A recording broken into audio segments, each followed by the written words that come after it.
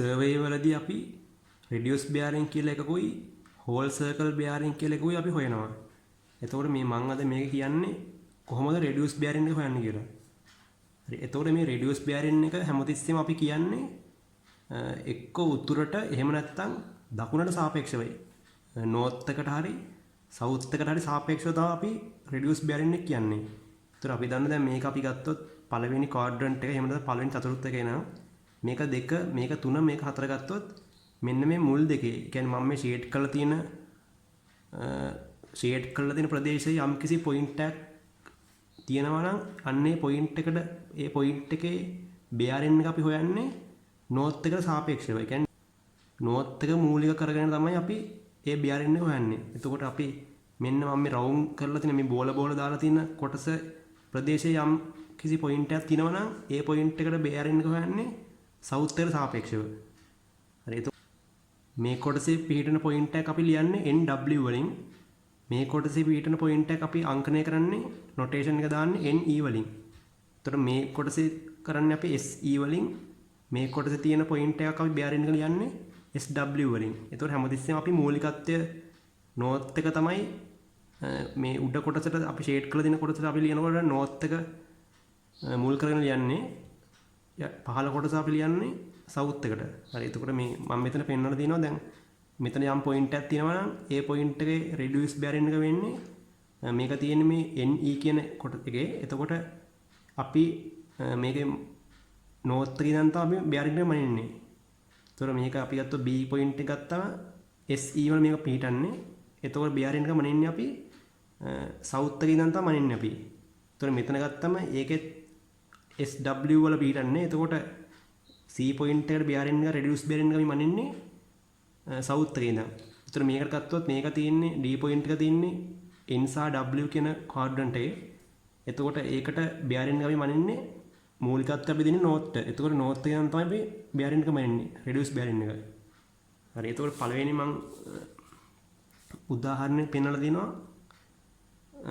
මෙතන කෝණය දන්නවා. එතකොට අපි රෙඩියස් බෙයාරින් එක වෙන්නේ මේකේ නෝර්ත් එකේ ඉඳන් මෙන්න මේ මාක් කරන කෝණය තමයි රෙඩියස් බෙයාරින් එක වෙන්නේ. එතකොට මේකේ අනුව නම් රෙඩියස් බෙයාරින් එක 60ක් නෙවෙන්නේ. එතකොට අපි ඒක ලියන්නේ කොහොමද? එතකොට NE තමයි අපේ නොටේෂන් එක වෙන්නේ. එතකොට මූලිකත්වය අපි දෙන්නේ n ට.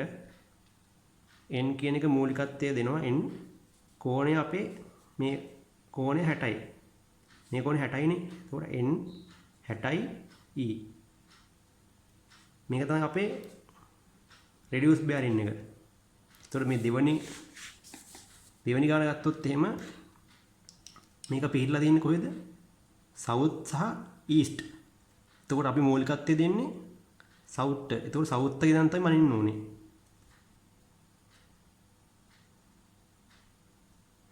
එතකොට මේක තමයි අපේ රෙඩියස් බෙයාරින් එක. එතකොට මේ කෝණය අපි දන්නවා අංශක 90ක්. එතකොට ඒ කෝණයේ අංශක මේක අංශක 50ක් වෙන්නේ. එතකොට අපි ලියන්නේ නොටේෂන් එක අපි ලියන්නේ සවුත් කියන එක තමයි මූලිකත්වය සවුත් කියන එක ප්‍රදාන කරන්නේ SE වලින් එන්නේ මේක. එතකොට S කෝණය 50යි E. මේක තමයි මේකේ රෙඩියස් බෙයාරින් එක. එතකොට තුන්වෙනි රූපෙට ගත්තොත් එහෙම මේක පිටලා තියෙන්නේ S සහ W අතරේ. එතකොට අපි මූලිකත්වය දෙන්නේ හැමතිස්සෙම සවුත් හෝ නෝර්ත් තමයි දෙන්නේ අපි. එතකොට මේක අයත් වෙන්නේ සවුත්ට. නෝර්ත් එක අයත් වෙනවා මේ දෙක පිටන්න ඕනේ. එතකොට මේක පිටලා තියෙන්නේ සවුත් එකේ. එතකොට මෙතන කෝණය මේක තමයි අපේ රෙඩියස් බෙයාරින් එක වෙන්නේ. එතකොට ඒකෙත් මෙතන 45 ඉඳන් මේකත් 45යි කෝණය. එතකොට අපේ නොටේෂන් එක වෙන්නේ සවුත් කියන එක තමයි මුලින්ම ලියන්නේ. කෝණය ලියනවා ඊට පස්සේ 45යි W. මොකද SW වල තමයි මේක පිටන්නේ. SW පිටුන හින්දා.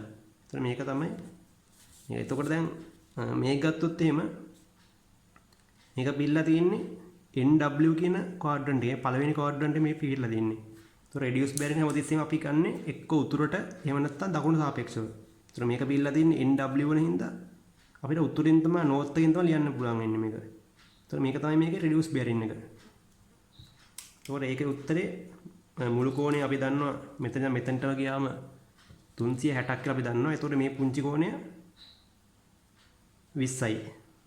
එතකොට ඒ උතුරත් එක්ක සාධන කෝණය තමයි හැමතිස්සෙම අපි මේ උතුරත් එක්ක හෝ දකුණත් එක්ක නෝර්ත් එකත් එක්ක එහෙම නැත්නම් සවුත් එකත් එක්ක සාධන කෝණය තමයි මේ රිඩියුස් බැරින් එක වෙන්නේ. එතකොට මේකේ නෝර්ත් එකත් එක්ක තමයි සාදන්නේ කෝණය හදන්නේ. එතකොට මේක නොටේෂන් එක වෙන්නේ නෝර්ත් එක තමයි අපේ ප්‍රධාන එක කෝණය 20යි. මේක NW නේ පිළිලා තියෙන්නේ. මෙතන W. මොකද මේක හරි